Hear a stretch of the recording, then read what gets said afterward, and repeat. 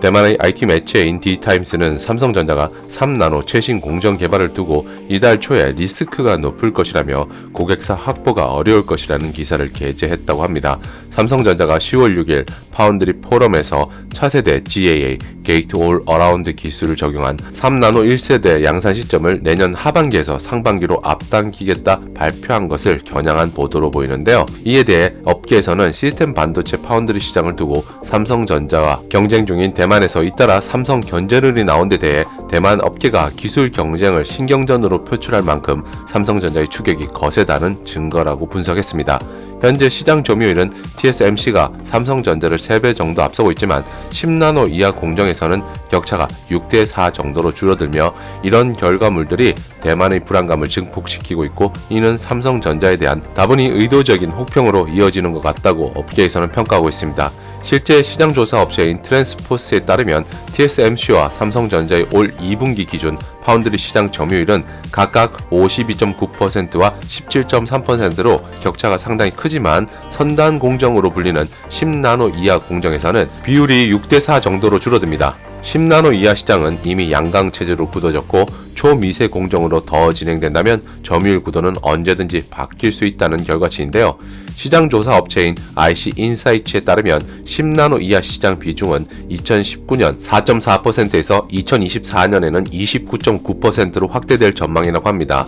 대만의 삼성 때리기는 올 들어 삼성전자의 파운드리 사업 성과가 가시권에 들어오면서 본격화했는데요. 만약 삼성의 계획대로 내년 상반기 3나노 공정 양산에 성공한다면 GAA로 대표되는 차세대 공정 기술력과 양산 시점 모두 TSMC를 처음으로 앞서게 됩니다. 이것은 TSMC가 최근 밝힌 로드맵을 보면 확실히 알 수 있는데 기존 핀팩 공정 방식으로 제작하는 3나노 칩을 내년 하반기부터 양산할 계획이라고 하니 기술적 우위를 삼성이 쥐고 있다는 것을 알 수 있습니다. 문제가 된 D타임스 보도는 7월에도 초미세 공정을 10회에 걸쳐 비교 분석한 기사에서도 삼성전자가 TSMC를 10년 안에 이길 가능성은 없다고 보도했는데요. 이와 더불어 디지타임스 모 회사인 시장조사 업체인 디지타임스 리서치도 지난 8월 보고서를 통해 2023년까지 3나노 반도체를 대량 생산할 가능성이 낮은 삼성이라고 분석했었습니다.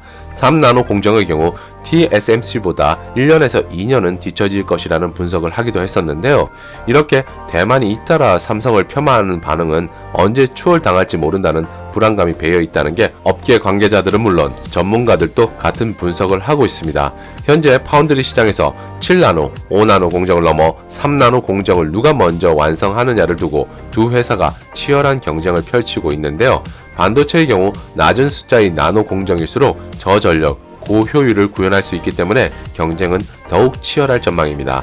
현재 초미세 공정으로 불리는 7나노 이하 반도체를 양산하고 있는 기업은 삼성과 TSMC뿐인데요. 삼성의 경우 3나노 기술 개발을 최대한 앞당겨 초미세 공정 기술 경쟁에서 우위를 차지한다는 계획입니다. 이를 통해 시장 판도를 크게 바꾼다는 계획인데요. 점유율 확대를 위해 IBM, 퀄컴, 엔비디아 등의 대형 고객사 주문에 집중하는 등 사업 포트폴리오도 조정한 것으로 전해지고 있습니다. 견제하는 또 다른 배경으로는 EUV, 극자외선, 노광 장비를 꼽을 수 있는데요. 7나노 이하 공정에서 필수인 해당 장비는 네덜란드 ASML이 독점 생산하기 때문에 대당 가격이 2천억 원 이상의 고가임에도 물량이 많지 않아 확보전이 치열한 상태입니다. 지난해 4분기만 해도 ASML 매출에서 TSMC를 비롯한 대만 기업 비중이 39%로 31%인 한국을 앞섰지만 올 1분기에는 한국 비중이 44%로 43%인 대만을 앞지른 상황입니다. 이것은 이재용 부회장이 지난 10월 직접 네덜란드를 찾아 ASML 본사를 방문하는 등의 공을 들인 결과라는 분석이 나오고 있습니다. 1등이라는 자리는 언제든지 뒤바뀔 수 있습니다. 이는 삼성도 언제든 중국 또는 다른 동남아 기업들에게 추월당할 수 있습니다. 그렇기에 꾸준한 기술 개발이 강력한 무기가 될 것입니다. 그런데 대만의 경우 중국이 침공할 경우 한국이 도와줄 것이라는 보도를 본 것 같은데요. 대만인들의 이중성은 일본인 못지않은 것 같습니다. 아무튼 불안하니 계속 때리는 것이겠죠. 그래야 조금이나마 분이 풀릴지 모르겠지만 현실은 바뀌지 않습니다.